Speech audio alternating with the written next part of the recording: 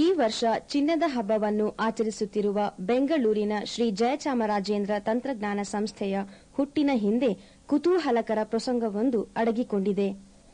ದೇಶದ ಇಂಜಿನಿಯರಿಂಗ್ ಕ್ಷೇತ್ರದಲ್ಲಿ ಇಂದಿಗೂ ಪ್ರಾತಸ್ಮರಣೀಯರಾದ ಸರ್ ಎಂವಿ ಅವರು ಕರ್ತವ್ಯ ನಿಷ್ಠೆ ಹಾಗೂ ತ್ಯಾಗಕ್ಕೆ ಹೆಸರಾದವರು. ಭದ್ರಾವತಿ ಕಬ್ಬಿಣ ಕಾರ್ಖಾನೆ ನಷ್ಟದಲ್ಲಿದ್ದಾಗ ಅದರ ಅಧಿಕಾರ ಸೂತ್ರ ಹಿಡಿದು ಮತ್ತೆ ಅದನ್ನು ಲಾಭದಾಯಕಗೊಳಿಸಿದ ವಿಶ್ವೇಶ್ವರಯ್ಯನವರಿಗೆ ಅಂದಿನ ಮೈಸೂರು ಅರಸರು ಸಂಭಾವನೆ ನೀಡಲು ಮುಂದಾದರು. ಸರ್ ಎಂವಿ ಅದನ್ನು ವಿನಯದಿಂದ ನಿರಾಕರಿಸಿದ್ದೇ ಅಲ್ಲದೆ ಸುಮಾರು 2 ಲಕ್ಷ ರೂಪಾಯಿಗಳ ಆ ಹಣದಿಂದ ಬೆಂಗಳೂರಿನಲ್ಲಿ ವೃತ್ತಿ ತರಬೇತಿ ಸಂಸ್ಥೆಯ ಆರಂಭಕ್ಕೆ ಮೂಲ ಕಾರಣಕರ್ತರಾದರು. ಇಲ್ಲಿಯ ಕೆಲ ಜನಪ್ರಿಯ ಕೋರ್ಸುಗಳು ವಿದ್ಯಾರ್ಥಿಗಳನ್ನು ತೀವ್ರವಾಗಿ ಆಕರ್ಷಿಸಿವೆ. ಕೋರ್ಸು ಮುಗಿದ ಕೂಡಲೇ ಉದ್ಯೋಗ ಗ್ಯಾರಂಟಿ ಎನ್ನುವುದೇ ಅದರ ಆಕರ್ಷಣೆ. ಅದರಲ್ಲಿ ಸಿನಿಮ್ಯಾಟೋಗ್ರಫಿ ಒಂದು. ಭ್ರಾಮಕ ಲೋಕಕ್ಕೆ ನೇರವಾಗಿ ಕರೆದೊಯ್ಯುವ ಸಿನಿಮ್ಯಾಟೋಗ್ರಫಿ ವಿಭಾಗದಲ್ಲಿ ಹುಡುಗರಷ್ಟೇ ಸಂಖ್ಯೆಯಲ್ಲಿ ಈ ನಡುವೆ ಹುಡುಗಿಯರೂ ಉತ್ಸಾಹದಿಂದ ಕಲಿಯುತ್ತಿದ್ದಾರೆ. ಅತ್ಯಂತ ಶ್ರಮವನ್ನು ಬೇಡುವ ಈ ವೃತ್ತಿಯಲ್ಲಿ ಹೆಣ್ಣು ಮಕ್ಕಳು ಆಸಕ್ತರಾಗಿರುವುದು ಸಂತೋಷ ಪಡುವ ವಿಷಯವೇ. ದೇಶದ ಮಹಾನ್ ಛಾಯಾಗ್ರಾಹಕರಾದ ವಿಕೆ ಮೂರ್ತಿ, ಗೋವಿಂದ ನಿಹಲಾನಿ ಮುಂತಾದವರು ಇಲ್ಲಿಂದಲೇ ಕಲಿತು ಹೋದವರು.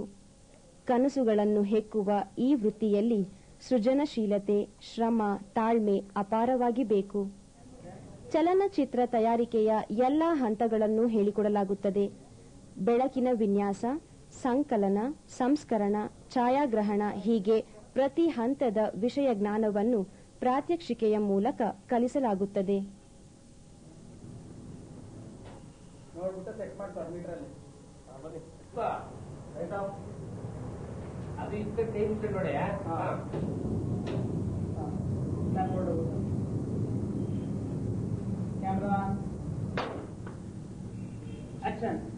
ಎಂತ ಮಾನವ ಜನ್ಮ ಏನ ಹೇಳಲಿಕ್ಕೆ ಬಿಟ್ರಪ್ಪ, ಇಂತ ಮಾನವ ಜನ್ಮ ಸಿಕ್ಕಿತೇನ್ರಪ್ಪಯ್ಯ. ಶಾಂತಾರ ಸಂಘವಿಲ್ಲ, ಕುತೂಹಲ ಜ್ಞಾನವಿಲ್ಲ, ಭ್ರಾಂತಿ ಸಂಸಾರಕ್ಕೆ ಬಿದ್ದು ಕೆತ್ತಿರಪ್ಪಯ್ಯ.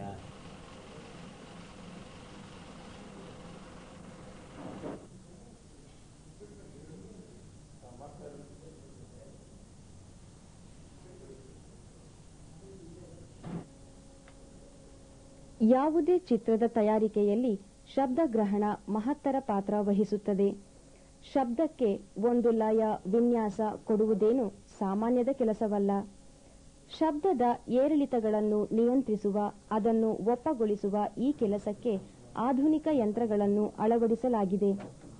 ಸೌಂಡ್ ಅಂಡ್ ಟಿವಿ ವಿಭಾಗದಲ್ಲಿ ಹುಡುಗರೊಂದಿಗೆ ಹುಡುಗಿಯರೂ ಉತ್ಸಾಹದಿಂದ ಕಲಿಯುತ್ತಿದ್ದಾರೆ. ಸಿನಿಮ್ಯಾಟೋಗ್ರಫಿ ವಿಭಾಗದಲ್ಲಿಯಂತೆ ಈ ವಿಭಾಗದಲ್ಲೂ ವರ್ಷಕ್ಕೆ 33 ವಿದ್ಯಾರ್ಥಿಗಳಿಗೆ ಪ್ರವೇಶ ನೀಡಲಾಗುವುದು.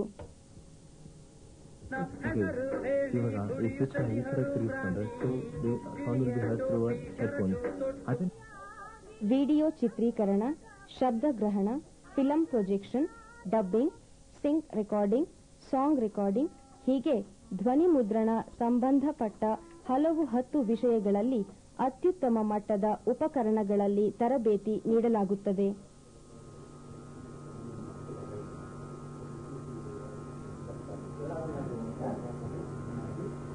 ಎಲ್ಲರನ್ನು